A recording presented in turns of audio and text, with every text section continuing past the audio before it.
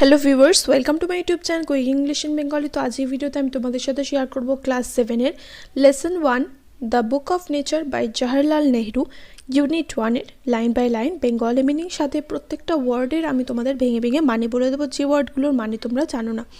তাই ভিডিওটাকে একটুখানিও স্কিপ না করে পুরোটা দেখবে, তাহলে ইউনিট 1-এর পুরো মানে তোমরা খুব ভালোভাবে বুঝতে পেরে যাবে। তো প্রথমে প্রত্যেকটা টেক্সট পড়ার আগে আমি যেটা তোমাদের বলি যে প্রথমে লেখক পরিচিতি সম্বন্ধে একটু জানতে হবে আমাদের। তো সেটাই শুরু করি। Let's read. Pandit Jawaharlal Nehru was a great freedom fighter and the first prime minister of independent India. Pandit Jawaharlal Nehru ছিলেন একজন মহান স্বাধীনতা সংগ্রামী। গ্রেট মানে হচ্ছে মহান, ফ্রিডম ফাইটার, ফ্রিডম মানে হচ্ছে স্বাধীনতা, আর ফাইটার মানে হচ্ছে সংগ্রামী।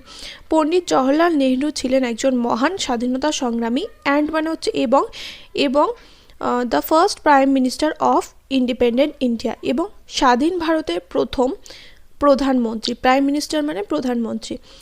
ইন্ডিপেন্ডেন্ট ইন্ডিয়া, ইন্ডিপেন্ডেন্ট মানে হচ্ছে স্বাধীন, স্বাধীন ভারতের প্রথম প্রধানমন্ত্রী কে হয়েছিলেন? Jawaharlal Nehru. He was a very good writer as well. তিনি এমনকি তিনি মানে উনি তো একজন স্বাধীনতা সংগ্রামী ছিলেন, প্লাস ভারতের প্রথম প্রধানমন্ত্রী ছিলেন, কিন্তু উনি একজন খুব ভালো লেখকও ছিলেন। গুড মানে ভালো, রাইটার মানে লেখক, অ্যাজ ওয়েল মানে এখানে তিনি একজন ভালো লেখক ছিলেন সেটাই বোঝানোর জন্য অ্যাজ ওয়েল কথাটা ব্যবহার করা হয়েছে। The discovery of India, glimpses of world history and autobiography আর some of his noted works. Noted মানে হচ্ছে বিখ্যাত, ফেমাস, যার সিনোনিম বা উল্লেখযোগ্য, রিমার্কেবল ওয়ার্কস বলতে পারো। তার বিখ্যাত কাজগুলির মধ্যে আছে the discovery of India, glimpses of world history, autobiography. During the late 1920s, he wrote a series of letters to his young daughter Indira to share his ideas, thoughts and knowledge with her. 1920 সালের শেষের দিকে, during the late 1920s মানে 1920 সালের শেষের দিকে বা 1920 দশকের শেষের দিকে, মানে 1920s মানে 1920 থেকে শুরু করে 1930 অবধি যে টাইমটা, সেই টাইমের মধ্যে কার সময়কে বলা হচ্ছে, অর্থাৎ 1920 দশকের শেষের দিকে। মানে আমি তোমাদের বললাম একবার যে 1920 থেকে 1930 অবধি যে সময়, সেই সময়সীমাটার মধ্যে, অর্থাৎ শেষের দিকে মানে ধরো 1929 বা 1928 এইরকম টাইমে উনি কী করলেন, উনি ওনার মেয়ের উদ্দেশ্যে, ইয়ং মানে এখানে বলতে পারো তরুণী বা তরুণ, এখানে যেহেতু আমি ইয়ং বলছি, মেয়ের কথা যেহেতু বলছি আমি তার জন্য বলছি যুবতী মেয়ে ইন্দিরার উদ্দেশ্যে, অর্থাৎ ইন্দিরা গান্ধীর কথা কিন্তু এখানে বলা হচ্ছে। ইন্দিরার উদ্দেশ্যে কতগুলো চিঠি লিখতে শুরু করেন, পরপর বেশ কয়েকটি চিঠি লেখেন। ওর জন্য এখানে বলা হচ্ছে এ সিরিজ অফ লেটার্স, মানে পরপর উনি কতগুলো চিঠি লেখেন। কির জন্য চিঠিটা লেখেন? তার যে চিন্তাধারা, আইডিয়াস মানে হচ্ছে চিন্তাধারা, থটস, এখানেও থটস মানেও কিন্তু চিন্তাধারা, থটস মানে এখানে বলতে পারো ভাবনা, আর নলেজ মানে হচ্ছে জ্ঞান, জ্ঞানগুলো তার মেয়ে ইন্দিরার সাথে ভাগ করে নেওয়ার জন্য। অর্থাৎ এটা তুমি বুঝতে পারছো যে ইন্দিরা, অর্থাৎ ওনার মেয়ে ইন্দিরা কিন্তু জওহরলাল নেহরুর কাছে থাকতেন না, ইন্দিরা জওহরলাল নেহরুর থেকে অনেকটা দূরেই থাকতেন, তার জন্যই কিন্তু চিঠি লেখার প্রয়োজনটা হয়েছিল। না হলে যদি কারোর মেয়ে যদি তার সাথে থাকে তাহলে কিন্তু চিঠি লেখার কোনো প্রয়োজন ছিল না। তাই এই যে তার তরুণ মেয়ে বা তার যে যুবতী মেয়ে, তার মধ্যে যাতে তার চিন্তাধারাগুলো পেয়ে যাতে সে বড় হয়, এটা জওহরলাল নেহরু চেয়েছিলেন। তাই তার চিন্তাধারা, তার ভাবনা, তার যে মানে তিনি কী ভাবেন সেই সমস্ত জিনিসগুলো শেয়ার করার জন্য, বা সেই সমস্ত জিনিসগুলো উনি চেয়েছিলেন যে ছোট থেকে ইন্দিরার মধ্যে ওই সমস্ত চিন্তাধারাগুলো যাতে করে ওঠে। তার জন্য উনি ওনার মেয়ের উদ্দেশ্যে এই চিঠিগুলো লেখা শুরু করেন। This letter was later compiled into a book titled Letters from a Father to His Daughter. এই চিঠিগুলোই পরবর্তীকালে একত্রিত করে একটা বই আকারে প্রকাশ করা হয়। সেই বইটার নাম দেওয়া হয় letters from a father to his daughter. Title মানে এখানে নামকরণ করা হয় বা শিরোনাম দেওয়া হয়, তো বইটার নাম দেওয়া হয় letters from a father to his daughter. LTER letter মানে পরবর্তীকালে, আর কম্পাইলড মানে এখানে বলতে পারো একত্রিত করে। The present text is an extract from the book. তো এই আমাদের যে text the book of nature, এটা ওই লেটারেরই মানে ওই বই থেকে কিছুটা অংশ এখানে তুলে দেওয়া হয়েছে। এক্সট্রাক্ট মানে এখানে বলতে পারো যে উদ্ধৃত অংশ। Unit 1. When you and I are together, you often ask me questions about many things and I try to answer them. যখন তুমি এবং আমি একসঙ্গে থাকি তখন তুমি প্রায়শই বা প্রায়ই, অফেন মানে প্রায়ই বা প্রায়শই বলতে পারো, প্রায়ই আমাকে বিভিন্ন বিষয়ে প্রশ্ন করো এবং আমি তার উত্তর দেওয়ার চেষ্টা করি। টুগেদার মানে একসাথে, আর কোশ্চেন্স মানে তোমরা জানো যে প্রশ্ন, আর মেনি থিংস মানে বিভিন্ন জিনিস। তাহলে যখন তুমি আর আমি একসঙ্গে থাকি, অর্থাৎ কার কথা বলা হচ্ছে, যখন জওহরলাল নেহেরু এবং তার মেয়ে ইন্দিরা একসঙ্গে থাকে তখন ইন্দিরা প্রায়শই মানে মাঝে মাঝেই তার বাবাকে প্রশ্ন করে বিভিন্ন জিনিস সম্বন্ধে এবং তার বাবা সেই প্রশ্নগুলোর উত্তর দেওয়ার চেষ্টা করে। Now that you are at Mussoorie and I am in Allahabad, we cannot have these talks. এখন যখন তুমি মুসৌরিতে আছো এবং আমি আছি এলাহাবাদে, তখন আর এই ধরনের কথাবার্তা আমরা বলতে পারবো না, মানে তুমি আমাকে প্রশ্নও করতে পারবে না আর আমি তোমাকে উত্তরও দিতে পারবো না। দিস টক্স মানে এই যে আগের লাইনে যে কথাটা বললো যে যখন তুমি আর আমি একসাথে থাকি তখন তুমি আমাকে নানা রকম প্রশ্ন করো এবং আমি তার উত্তর দেওয়ার চেষ্টা করি, সেই রকমই আমরা যেহেতু এখন একসাথে নেই, মানে মেয়ে রয়েছে অর্থাৎ ইন্দিরা রয়েছে মুসৌরিতে এবং লেখক অর্থাৎ জওহরলাল নেহেরু রয়েছেন এলাহাবাদে, তাই এই ধরনের কথা বলা সম্ভব নয়, মানে তুমি আমাকে প্রশ্ন করতেও পারবে না, আমি তোমাকে উত্তর দিতেও পারবো না। I am therefore going to write to you from time to time short accounts of the story of our earth and the many countries, great and small, into which it is divided. তাই আমি সিদ্ধান্ত নিয়েছি, therefore মানে সুতরাং, যেহেতু এই ধরনের কথাবার্তা আমরা বলতে পারবো না, তাই আমি সিদ্ধান্ত নিয়েছি যে মাঝে মাঝেই আমি তোমাকে এই পৃথিবী এবং তাতে থাকা ছোট বড় দেশ এবং সেগুলো কটা দেশে বিভক্ত সেগুলো সেই সম্বন্ধে তোমাকে ছোট ছোট সংক্ষিপ্ত কাহিনী লিখে পাঠাবো। অর্থাৎ তোমার চিঠির মাধ্যমেই আমি তোমাকে পৃথিবী এবং তাতে কতগুলো দেশ আছে এবং কতগুলো দেশে এটা বিভক্ত সেইটা তোমাকে আমি চিঠি লিখে জানাবো। শর্ট মানে হচ্ছে এখানে সংক্ষিপ্ত, আর অ্যাকাউন্টস মানে বিবরণ, অর্থাৎ তিনি কি করবেন, তিনি সংক্ষিপ্ত বিবরণ দেবেন এই পৃথিবীর সম্বন্ধে এবং পৃথিবীর এই কতগুলো দেশ আছে এবং সেই দেশের সম্বন্ধে উনি সংক্ষিপ্ত বিবরণ দেবেন। You have read a little about English history and Indian history. তুমি ব্রিটিশ সাহিত্য, ইংলিশ হিস্ট্রি মানে ইংরেজদের সাহিত্য এবং ভারতীয়দের সাহিত্য সম্বন্ধে তুমি সামান্য পড়েছো, মানে তুমি এখনও তোমার অতটা বয়স হয়নি যে তুমি ভারতীয় সাহিত্য এবং ভারতের ইতিহাস এবং ইংরেজদের ইতিহাস সম্বন্ধে পুরোটা জানতে পারবে, তুমি এখন অবধি সামান্যই পড়েছো। এ লিটল মানে খুব সামান্য। You have read a little about Indian history and English history, মানে ইংল্যান্ডের হিস্ট্রি সম্বন্ধে তুমি খুবই অল্প বিস্তর পড়েছো এবং ভারতীয়দের ইতিহাসের সম্বন্ধে তুমি খুব অল্প বিস্তর পড়েছো। But England is only a little island and India, though a big country, is only a small part of the earth's surface.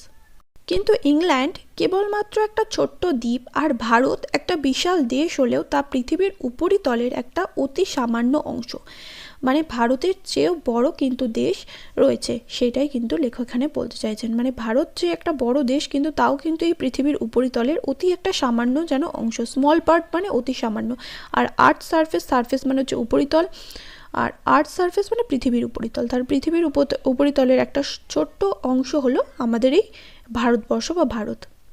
If we want to know something about the story of this world of ours, we must think of all the countries and all the peoples that have inhabited it and not merely of one little country where we may have been born. এই লাইনটা দেখো অনেকটা বড়, তাই আমি তোমাদের ভেঙে ভেঙে বলছি। If we want to know something about the story of this world of ours, যদি আমরা এই পৃথিবীতে যে পৃথিবীতে আমরা বাস করি বা আমাদের ইতিহাস আমরা যদি জানতে চাই বা এই পৃথিবীর ইতিহাস যদি আমরা জানতে চাই, ওয়ার্ল্ড অফ আওয়ার্স মানে যে পৃথিবীতে আমরা বাস করি সেই পৃথিবীর ইতিহাস যদি আমরা জানতে চাই, তাহলে আমাদের কি করতে হবে, we must think of all the countries, তাহলে আমাকে কী করতে হবে, পৃথিবীর সমস্ত দেশের কথা ভাবতে হবে, মানে পৃথিবীর সমস্ত দেশের ইতিহাস জানতে হবে। অ্যান্ড অল দ্য পিপলস, এবং সমস্ত মানুষের কথাও জানতে হবে, দ্যাট হ্যাভ ইনহ্যাবিটেড ইট, মানে এই পৃথিবীর বিভিন্ন দেশে যে সমস্ত মানুষরা বাস করে তাদের কথা জানতে হবে। ইনহ্যাবিটেড মানে হচ্ছে বাস করা। And not merely of one little country where we may have been born, মানে শুধুমাত্র আমরা যে ছোট জায়গাটায় অর্থাৎ যে ছোট দেশে আমরা জন্মেছি সেই ছোট দেশের শুধুমাত্র ছোট্ট দেশটার কথা ভাবলে কিন্তু হবে না। আমাকে কি করতে হবে, পৃথিবীর সমস্ত দেশের সমস্ত মানুষের সম্বন্ধে আমাদের জানতে হবে বা ভাবতে হবে। এখানে থিঙ্ক রয়েছে তাই আমি বলছি ভাবতে হবে। তাহলে আমাদের পৃথিবীর সমস্ত দেশের কথা ভাবতে হবে এবং তাতে যে মানুষরা বসবাস করে তাদের সম্বন্ধেও আমাদের ভাবতে হবে। তবেই আমরা কি করব, পৃথিবীর সম্পূর্ণ ইতিহাসটা বা কাহিনীটা সেটা আমরা জানতে পারবো। I am afraid I can only tell you very little in these letters of mine. আমি ভয় পাচ্ছি বা I am afraid মানে আমি শঙ্কিত বা ভীত যে আমি এই আমার চিঠির মাধ্যমে তোমাকে খুবই অল্প পরিমাণ জ্ঞান বা অল্প পরিমাণ তথ্যই কিন্তু দিতে পারবো। Very little in this letter of mind মানে খুব অল্প বিস্তর তোমাকে আমি জানাতে পারবো আমার এই চিঠির মাধ্যমে।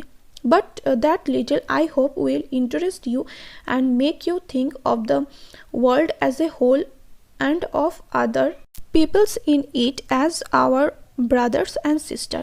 কিন্তু আশা করি এই সামান্য তথ্যই বা এই যে সামান্য যে জিনিস আমি তোমাকে জানাবো সেই সামান্য তথ্যই কী করবে, তোমার মধ্যে একটা কৌতূহল জাগিয়ে তুলবে এবং এই সমগ্র পৃথিবীটাকে এবং এই পৃথিবীর সমস্ত এই যে মানুষজনরা পৃথিবীতে বসবাস করে এই সমস্ত পৃথিবীর মানুষজনকে তুমি তোমার নিজের ভাই বোন হিসাবে গণ্য করবে। মানে সবাই আমার কারোর সাথে কারোর বিদ্বেষ তুমি করবে না। মানে এই যে হিন্দু মুসলিম যে ভেদাভেদটা আমরা করি, হিন্দু মুসলিম ও খ্রিস্টান ওর সাথে মিশবো না, ও মুসলিম ওর সাথে মিশবো না, সেটা তুমি কোনোভাবেই ভাববে না। তুমি কি করবে, তুমি পৃথিবীর সমস্ত মানুষকে নিজের ভাই বোন বলে মনে করবে।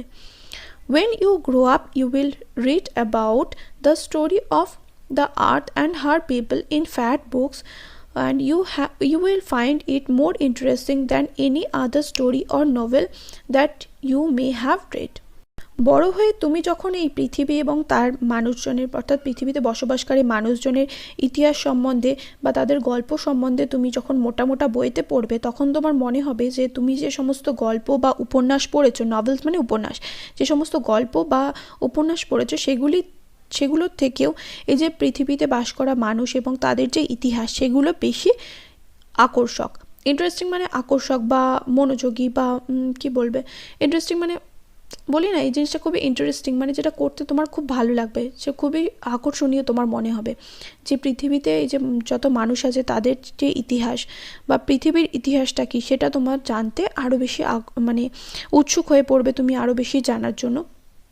কারণ এইগুলোই তোমার মনে একটা কি করবে, কৌতূহল সৃষ্টি করবে। এই যে অল্প বিস্তর যে বিবরণ আমি তোমাকে দিচ্ছি সেই অল্প বিস্তর বিবরণের মাধ্যমে কিন্তু তোমার মনে একটা কৌতূহল সৃষ্টি হবে এবং তুমি যখন বড় হবে তখন তুমি আরও মোটা বইতে এই পৃথিবী এবং তার মানুষের ইতিহাস সম্বন্ধে বিস্তারিতভাবে পড়তে পারবে, যেগুলো তোমার মনে হবে যে তোমার পড়া নভেল এবং উপন্যাস বা গল্পের চেয়ে আরও বেশি interesting. You know, of course, that our earth is very, very old, millions and millions of years old. তুমি এটা অবশ্যই জানো যে you know, of course মানে নিশ্চিত, মানে তুমি এটা নিশ্চয়ই জানো যে আমাদের পৃথিবী খুব খুব পুরনো। ভেরি ভেরি ওল্ড মানে খুব খুব পুরনো, মানে পৃথিবীর বয়স অনেক। Millions and millions of years old মানে কোটি কোটি বছর হচ্ছে পৃথিবীর বয়স।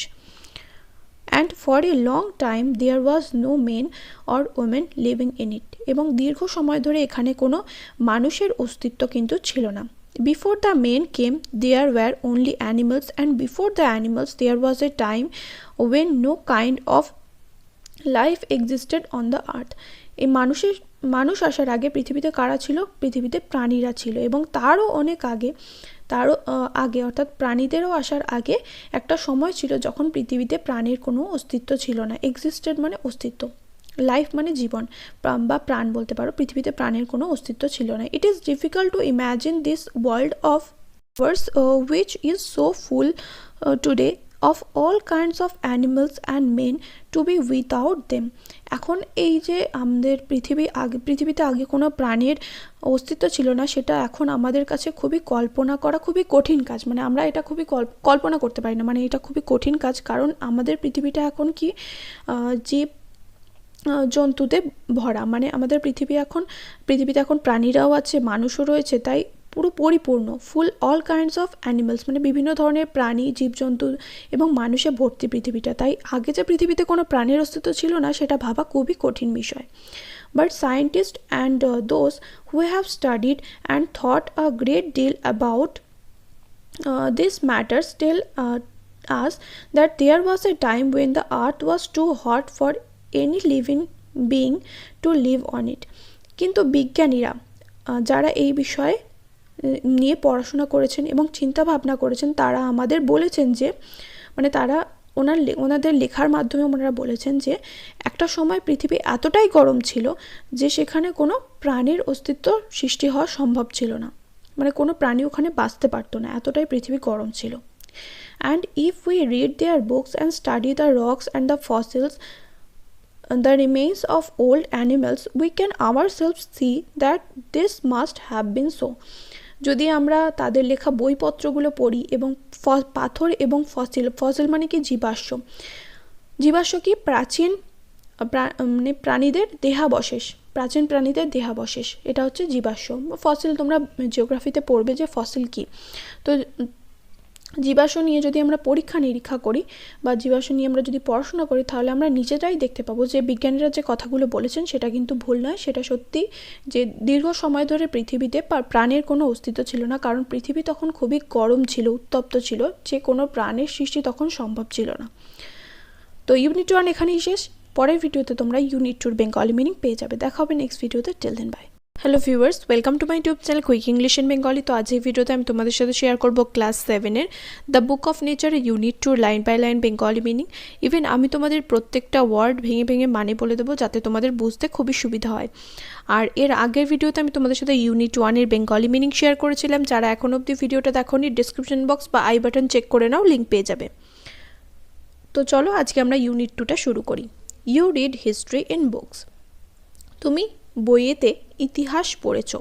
হিস্ট্রি মানে ইতিহাস আর রিড মানে পড়া, বুকস মানে বই। বাট কিন্তু in old times when men did not exist surely no book could had been written. Exist মানে অস্তিত্ব। বাট ইন ওল্ড টাইমস কিন্তু প্রাচীনকালে, ইন ওল্ড টাইমস মানে প্রাচীনকালে, কিন্তু প্রাচীনকালে ওয়েন মানে যখন মানুষের কোনো অস্তিত্ব ছিল না।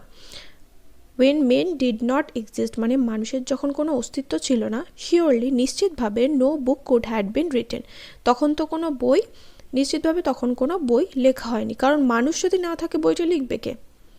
যখন মানুষের অস্তিত্ব ছিল না তখন তো আমাদের মানে ওই টাইমের ইতিহাস তো আমরা জানি না, কারণ ওই টাইমে তো কোনো ইতিহাস লেখাই হয়নি। How then we can find out what happen then, তাহলে আমরা কিভাবে জানতে পারি যে ওই সময় কি হয়েছিল? এই যে আমরা বলছি আমাদের কাছে জীবাশ্ম রয়েছে, পাথর রয়েছে, এগুলো থেকে আমরা বা শিলার থেকে আমরা পৃথিবীর ইতিহাস জানতে পারি। কিভাবে এটা জানতে পারি? তখন তো মানুষ লিখে যায়নি, মানে তখন তো মানুষের অস্তিত্বই ছিল না, তাহলে আমরা কি করে জানতে পারবো যে তখন কি হয়েছিল? We cannot merely sit down and imagine everything. আমরা কেবলমাত্র merely মানে কেবলমাত্র, আমরা কেবলমাত্র বসে এই জিনিসপত্রগুলোকে কল্পনা করে নিতে পারি না। ইম্যাজিন মানে কল্পনা করে, এভরিথিং মানে সব কিছু, মানে যে এরকমভাবে হয়তো জিনিসটা এরকম হয়েছিল বা হয়তো সেই সময় পৃথিবীতে পরীরা ছিল বা এরকম রূপকথার গল্পের মতো, তাহলে সেটা হয়ে যাবে এবং সবার চিন্তাধারা কি হবে? অন্য রকম হবে, সেটা কারোর সাথে কারোর মিলবে না। যেমন আমি ভাববো যে হয়তো সেই সময় পৃথিবীতে হয়তো গরম ছিল, যেহেতু আমি তাই ধরছি, সেই সময় পৃথিবীর উপরই তলে মানে পৃথিবীর বাইরের দিকে হয়তো ড্রাগনরা ঘুরে বেড়াতো, পৃথিবীর মধ্যে কোনো প্রাণ ছিল না, যে সময় পৃথিবীতে প্রাণের অস্তিত্ব ছিল না, আমি সেই সময়ের কথা বলছি। ড্রাগনরা হয়তো ঘুরে বেড়াতো, ওরা মুখ থেকে আগুনগুলো পৃথিবীর মধ্যে ফেলতো, তাই হয়তো সেটা পৃথিবীটা আরও বেশি আগুনের গোলা হয়ে গেছিলো। আমি জাস্ট বলছি, মানে যে যেরকম রূপকথার গল্পে হয়, মানে কোনো রকম লজিক থাকে না, সেই রকম আমি বলছি যে সেরকমই আমরা যদি নিজেরা ভাবতে শুরু করি, বসে বসে যদি আমরা ভাবি যে পৃথিবীটা কীরকম ছিল যখন মানুষের কোনো অস্তিত্ব হয়, মানে মানুষের যখন সৃষ্টি হয়নি পৃথিবীতে, তখন পৃথিবী কীরকম ছিল সেই কথা যদি ভাবি, তাহলে সবার ভাবনা চিন্তা আলাদা হবে, সবার আলাদা আলাদা গল্প তৈরি করবে। সেটাই আমি তোমাদের এখানে বোঝাতে চাইছি। This would be very interesting for we could imagine anything we wanted to and would thus make up the most beautiful fairy tales. এবং এটা খুবই মজার ব্যাপার হবে এবং আমরা নিজেরা যা ইচ্ছা তাই প্রত্যেকে আলাদা আলাদা ইম্যাজিন করতে পারবো এবং সেটা কি হয়ে যাবে? রূপকথার গল্পের মতো হয়ে যাবে। ফেয়ারি টেলস মানে রূপকথার গল্পের মতো হয়ে যাবে। But this need not to be true as it would not be based on any facts that we had seen. কিন্তু এটা তো এই যে আমরা কল্পনাটা করছি এটা তো সত্যি হওয়ার পিছনে কোনো যুক্তি নেই। আমি যে ফেয়ারি টেলসটা আমার মনে যে কল্পনাটা করছি সেটা তো সত্যি কিনা সেটা তো আমি জানি না, কারণ এটা কোনো সত্যিকারের কোনো ফ্যাক্টের উপর বা কোনো সত্য ঘটনার উপর বা কোনো যুক্তির উপর ভিত্তি করে নয়, কারণ আমি নিজে কল্পনা করছি। আর কল্পনা অর্থাৎ ইমাজিনেশন আর ট্রুথ দুটোর মধ্যে কিন্তু আকাশ পাতাল পার্থক্য থাকে।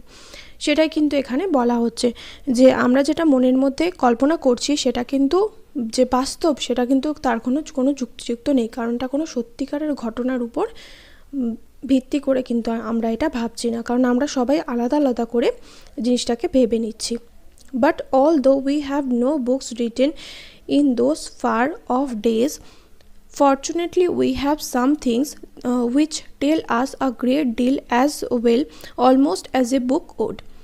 কিন্তু যেহেতু ওই সমস্ত দিনগুলিতে ফার অফ ডেজ মানে দোজ ফার অফ ডেজ মানে ওই সব দিনগুলিতে যেহেতু আমাদের কাছে কোনো রকম বই ছিল না, কিন্তু সৌভাগ্যবশত, ফর্চুনেটলি মানে সৌভাগ্যবশত আমাদের কাছে কিছু এমন জিনিস ছিল, সামথিংস মানে কিছু এমন জিনিস ছিল যেগুলো আমাদের কাছে এই বইয়ের মতোই একটা রোল প্লে করছে বা বইয়ের মতোই একটা গুরুত্বপূর্ণ ভূমিকা পালন করছে, যেটা দেখে আমরা বুঝতে পারছি যে ওই সময়ে পৃথিবীর অবস্থা কীরকম ছিল।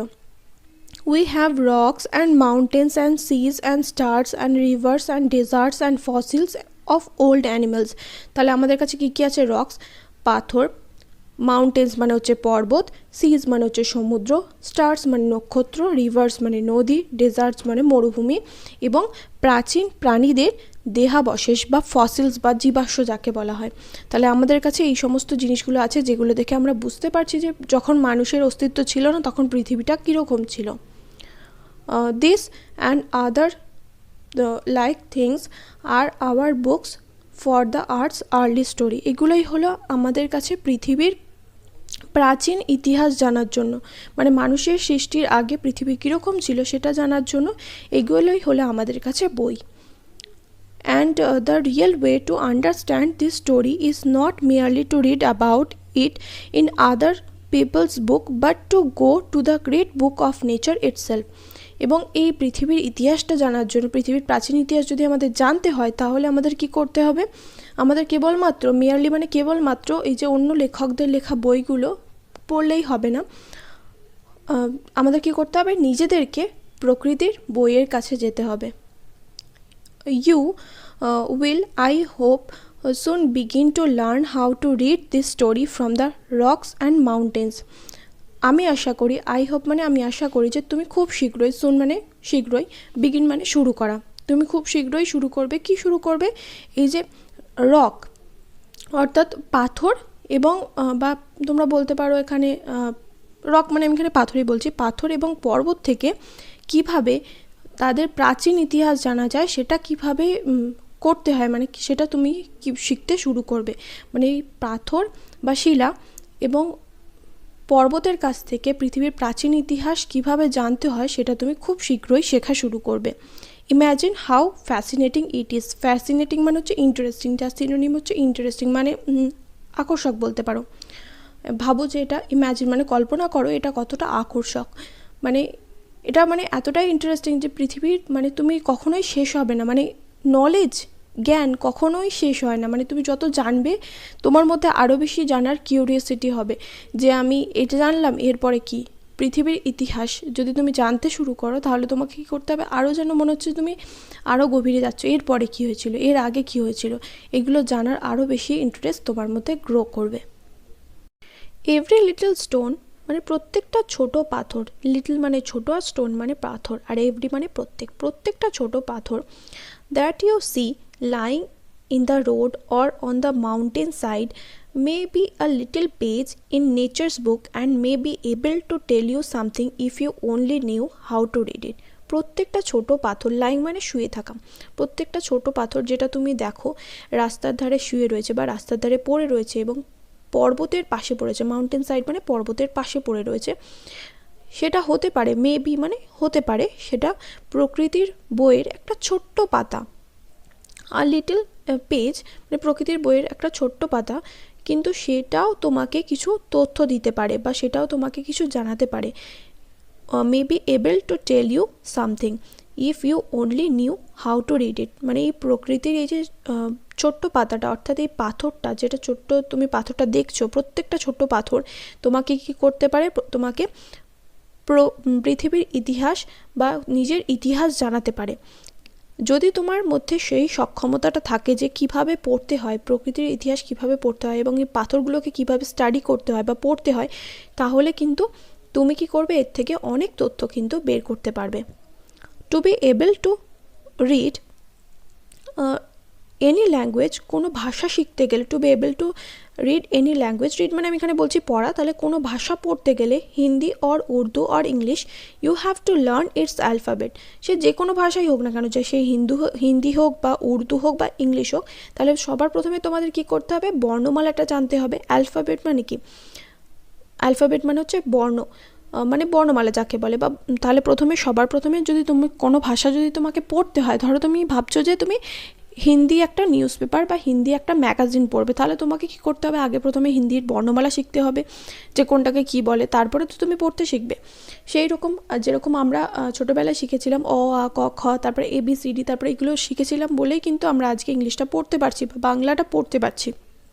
বা যারা সংস্কৃত শিখেছো, সবার প্রথমে তোমরা কি করো, সবার প্রথমে কিন্তু তোমরা বর্ণমালা শিখছো, মনে আছে তো? সবার প্রথমে তোমরা বর্ণমালা শেখো, তারপরে কিন্তু সংস্কৃতটা পড়ো। বর্ণমালা না শিখে কিন্তু কেউ ল্যাঙ্গুয়েজটা অর্থাৎ ভাষাটাকে পড়তে পারবে না।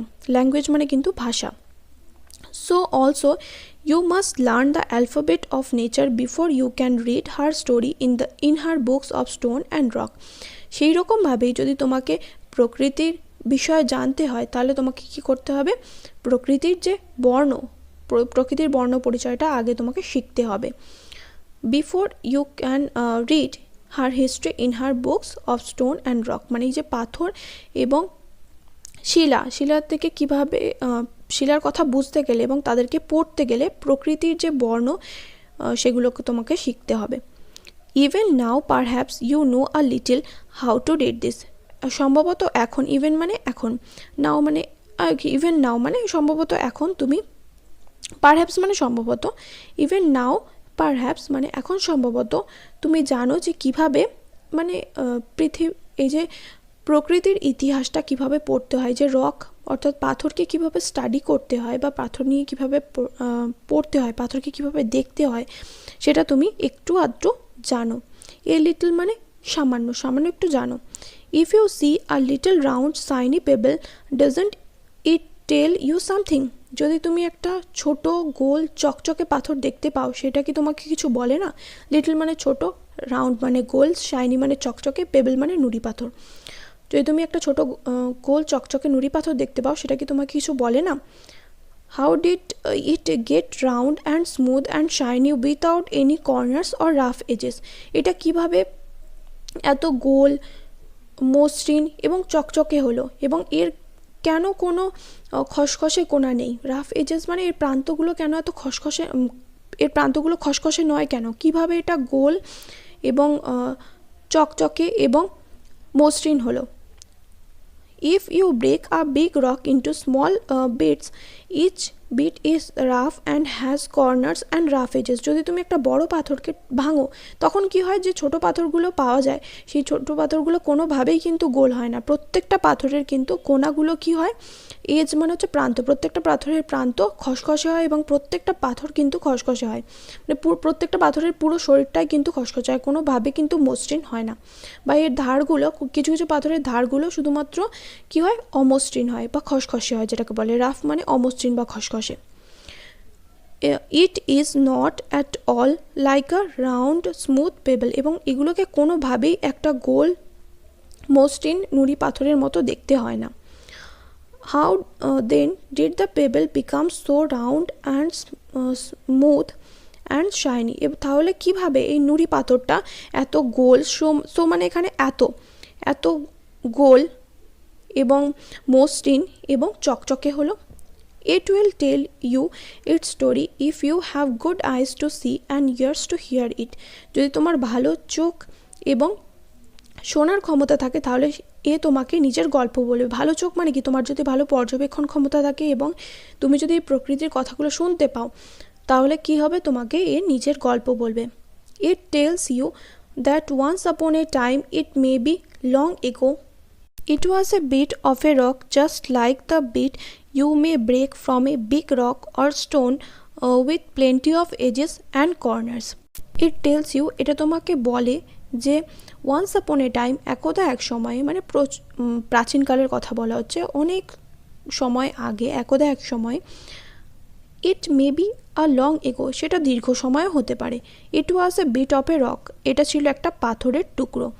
Just like the bit you may break from a big rock or stone with plenty of edges and corners, ঠিক যেরকম একটা বড় পাথরকে ভাঙলে হয়, বড় পাথরকে ভাঙলে তার যে ছোটো ছোটো টুকরোগুলো বেরোয়, প্লেন্টি মানে এখানে প্রচুর, তার থেকে যে প্রচুর অমসৃণ কোনাযুক্ত যে পাথরগুলো বেরোয়, ঠিক সেই রকম পাথরের মতো।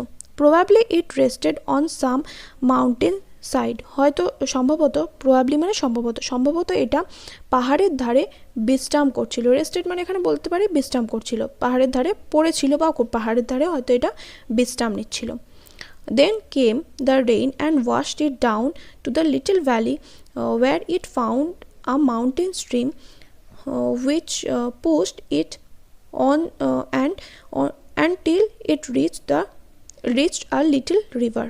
Then came the rain and washed it down to the little valley. তারপরে বৃষ্টি এলো, দেন কেম দ্য রেইন, তারপর বৃষ্টি এলো, and washed it down to the little valley, little valley মানে ছোট উপত্যকায়, তারপরে এটাকে ধুয়ে নিয়ে চললো ছোট উপত্যকায়। ওয়্যার মানে যেখানে বা সেখানে, ইট ফাউন্ড আ মাউন্টেন স্ট্রিম, যেখানে সে খুঁজে পেলো, ফাউন্ড মানে এখানে খুঁজে পাওয়া বা বলতে পারো দেখতে পাওয়া, যেখানে সে খুঁজে পেলো একটা পাহাড়ি ঝর্ণা। এখানে মাউন্টেন স্ট্রিম মানে পাহাড়ি ঝর্ণাও হতে পারে, আবার মাউন্টেন স্ট্রিম মানে কিন্তু নদী, পাহাড়ি নদীও হতে পারে, যে কোনো একটা তোমরা বলতে পারো। সেখানে সে একটা পাহাড়ি ঝর্ণা দেখতে পেলো, which pushed it on and on till it reached a little river, যেই পাহাড়ি ঝর্ণাটা কী করলো, তাকে ঠেলতেই থাকলো যতক্ষণ না সেটা অর্থাৎ ওই পাথরটা বা পাথরের টুকরোটা একটা ছোট নদীতে গিয়ে পৌঁছায়। And the little river to get to the big river, এবং এই ছোট নদীটা কী করলো, এই পাথরটাকে বড় নদীতে নিয়ে গেল। And all the while it rolled at the bottom of the river and its edges were worn away and its rough surface made smooth and shiny, এবং এই যখন এই কাজগুলো চলছে, মানে যখন বড় নদীতে নিয়ে যাচ্ছে, ছোট নদী থেকে বড় নদীতে, তখন এই নদীর তলদেশে কী করছে, এই পাথরটা ঘষা খাচ্ছে এবং রোল হচ্ছে, মানে গোল গোল গোল করে ঘুরছে, এবং ঘষা খেতে খেতে এই পাথরটা কী হচ্ছে, পাথরের যে রাফ সারফেস অর্থাৎ এই যে অমসৃণ যে তল, সেটা ক্ষয়ে যাচ্ছে বা অমসৃণ তলটা ধুয়ে যাচ্ছে, এবং এটাকে কি করছে, স্মুথ এবং শাইনি করে তুলছে, মানে চকচকে এবং উজ্জ্বল করে তুলছে। So it become the pebble that you see, এবং এইভাবেই এটা নুড়ি পাথরে পরিণত হয়েছে, যেটা তুমি দেখতে পাচ্ছ। Somehow the river left it behind and you found it, যখন সামহাউ মানে কোনোভাবে যদি নদী এটাকে ফেলে রেখে যায়, মানে পাথরটাকে যদি ফেলে রেখে যায়, তাহলে তুমি এইরকম ছোটো ছোটো নুড়ি পাথর দেখতে পাও। না হলে কি হয়, এই নুড়ি পাথরের দশাটা কি হয়,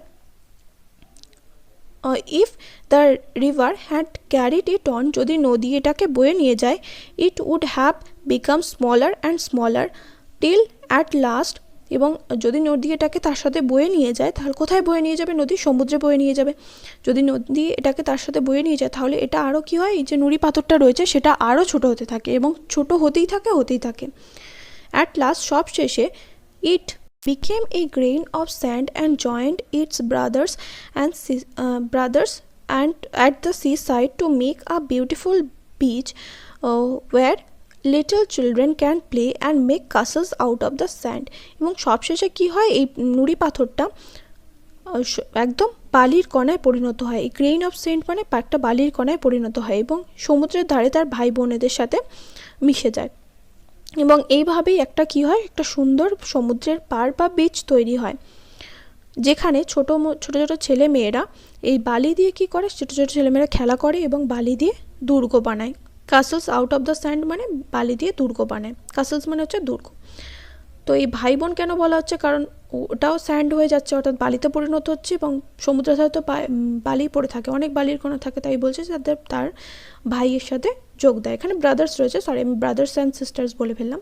তো ভাইদের সাথে যোগদান করে এবং মিলে সুন্দর একটা সমুদ্রের পাড় তৈরি করে, যেখানে ছোটো ছোটো বাচ্চারা খেলা করে এবং বালি দিয়ে দুর্গ তৈরি করে। If a little pebble can tell you so much, যদি একটা ছোট্ট নুড়ি পাথর তোমাকে এত কিছু বলতে পারে, how much more could you learn from all the rocks and mountains and the many other things we see around us. তাহলে ভাবো যে যদি ছোট্ট একটা নুড়ি পাথর তোমাকে এত কথা বলে দিতে পারে, তাহলে তুমি এই যে পৃথিবীর বুকে এত শিলা বা পাথর রয়েছে এবং পর্বত রয়েছে, তাদের থেকে তুমি আরও কত কিছু জানতে পারবে, এটা কিন্তু জানতে পারবে বা শিখতে পারবে।